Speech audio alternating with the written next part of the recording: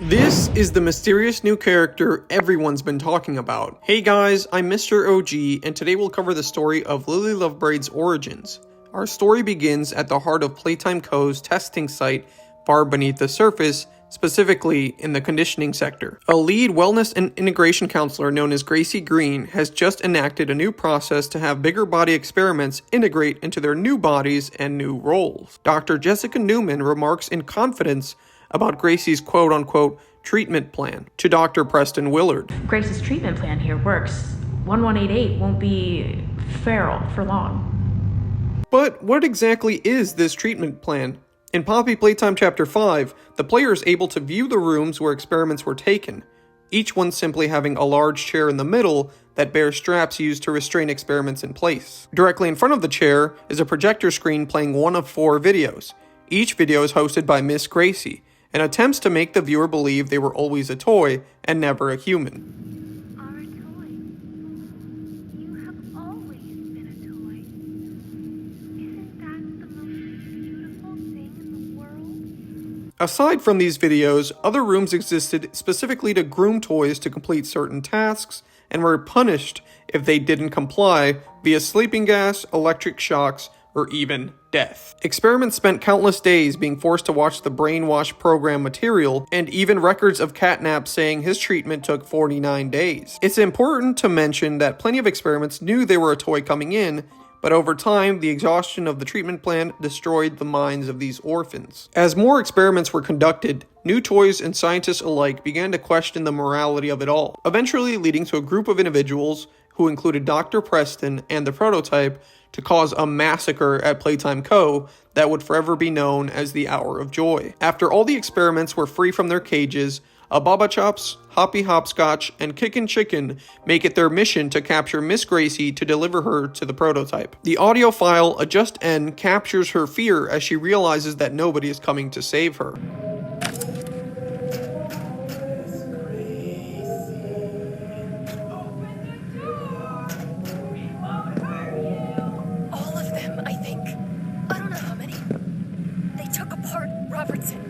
They literally took him apart, Todd. Get back! Get back! Mama, I was just trying to make you all happy. I wasn't. Please. Don't hurt me! We're not gonna hurt you, Ms Gracie. We have something very special planned for you. After being captured, the prototype finds plans and preparations for a new project dubbed Experiment 1468 to take place on August 20th, 1995. The blueprint describes horsehair being tied around an artificial bone construction with various biological materials inside to allow for the bigger body experiment Lily to control it as an extension of herself. Ultimately, it's believed the prototype carried out Ms Gracie's operation into Lily Lovebraids himself, even going as far as to track lab reports on her current state of being, as seen in the Observation Lily document, in which he notes that she has become ignorant of her crimes. In an audio file titled Isolation Day 122, the two personas of Lily Lovebraids and Ms Gracie collide one last time as the same conditioning videos she once recorded are being used against her, and she finally accepts that she is Lily Lovebraids and Ms Gracie, snapping into two personas. What are we talking about, Miss Gracie? Is this another lesson? Oh, just ignore her. She's not real. It's only you here. Just you. How embarrassing! I can't believe I thought you were actually in the room, Miss Gracie! Egg on my face! Oh, I love Huggy, and I love Kissy, and I love all the friends! I want to go home now! Unfortunately for Lily, the transformation and brainwashing isn't enough to satisfy the prototype, who proceeds to isolate her for 410 days at the time of his observation report. Lily lives on Sweet Street, a massive fabricated habitat to monitor experiments and have them try to live normally. In this area, everything is made to have the experiments feel and live as normal as possible, Yet this in turn only further detaches Lily from reality as she is forced to befriend inanimate objects. Over time, she questions why nobody ever came to see her, and even smashes a hole through her house, which she covers up with a poster to prevent anyone from seeing. Another journal entry remarks how Lily found something in a pit, dresses it up, and even brings it flowers. She's ultimately talking about the skeleton of herself she keeps in her bed, further saddening her believed companionship from our perspective because she befriended her own inanimate remains. Years go by. One day, the safe haven blows up and Poppy comes tumbling down some vents right into the home of Lily herself. Poppy ends up asking Lily for help, but gets captured with Kissy Missy instead and put in a jail cell in her basement. We know this because Lily later mocks her in a different setting in front of us about how Poppy's always asking for help. She is a little asking Annie. Oh, please take me out of my case. Oh, please rescue the orphans. Oh, please blow up the whole factory and burn everyone alive. Later, Lily hears a car crash through the gates, goes out to investigate, and captures the player. My goodness. You're going to have so much fun. Wanting to throw a tea party and even inviting a very special guest, Lily tasks the player with grabbing crumpets from the basement in the oven. In two of her ovens downstairs, we find deceased smiling critters and Poppy asking us for help breaking out of the jail cell. If you can help us get out, maybe find a lever or a key, anything. Once Lily has her crumpets, she orders the player to gather her 3 guests for the party. The guests are also inanimate objects that include Baby Longlegs, Dusky, and Dolly Grub. Lily plays music found in a video posted by Mob Entertainment in December of 2025 that I covered before called Yule Log. Most people thought they heard a phrase saying, "Find my body."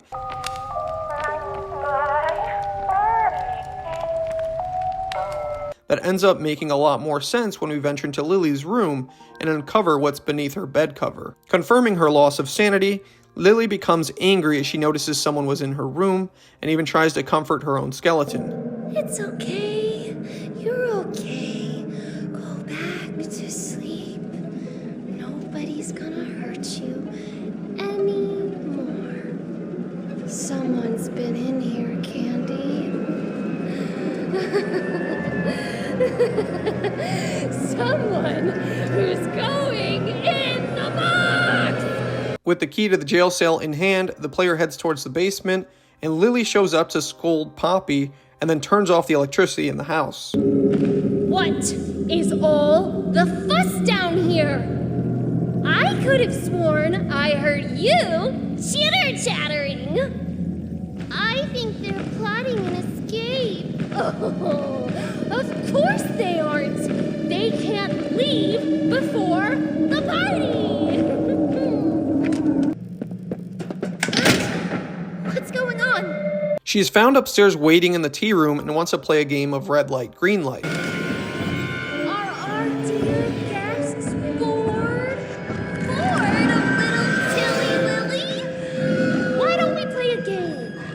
Upstairs, there's a sweet little nursery.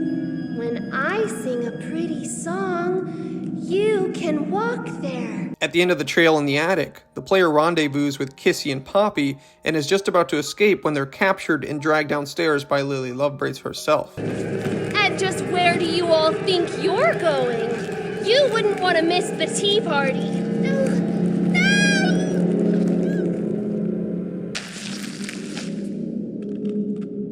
Lily cackles away with her toys as her special guest, the prototype, arrives.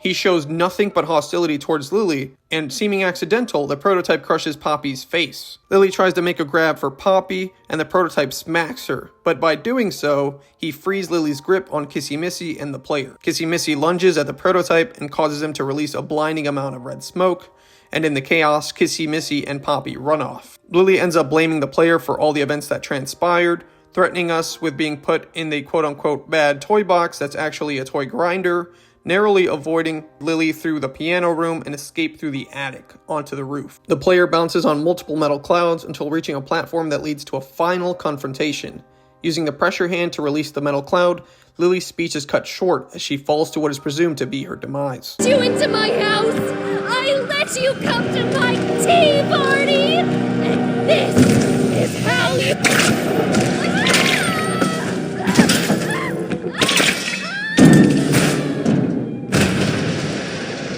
Right after the battle, however, we encounter a working Lily cutout, suggesting she may return in the future. But for the purpose of this chapter, her story ends. Did you know your hair keeps growing even after you die? Alright, now I'm going to give my own 2 cents on Lily. A lot of people in the community feel bad for her, but that's probably because people don't realize the extent of her crimes. I'm with the prototype on this one. Ms Gracie deserves the slowest death out there. She forced experiments like Huggy to kill crying children and possibly babies turned experiments that were scared. She brainwashed kids until their minds snapped and they forgot their entire being. There's even documents found by a mortician that is just another level of disgusting. The notes titled Work Procedures, Recycling, and Reclamation refer to orphans as specimen to make themselves feel better, but proceeds to describe how the blood, teeth, debris were all removed from the said specimen, and now it's assumed that they're deceased, I hope, but the document proceeds to describe how they remove the skin. Yes, they skin the specimen, distill the remains, and then remove the poppy gel from what's left, then dispose of the body in the boiler room, which is absolutely disgusting. So, if you ask me, Lily or Ms Gracie both need a couple thousand more metal clouds dropped on them, because there are tens of thousands of experiments, as we see in Chapter 4, Safe Haven. Her body is made of plastic, but something tells me when she comes back, she'll be more crazy than ever. Anyways, thanks for watching and checking out my channel. If you found this video interesting, smash that like button, comment your favorite part, or share it with a friend. This has been Mr. OG, signing off.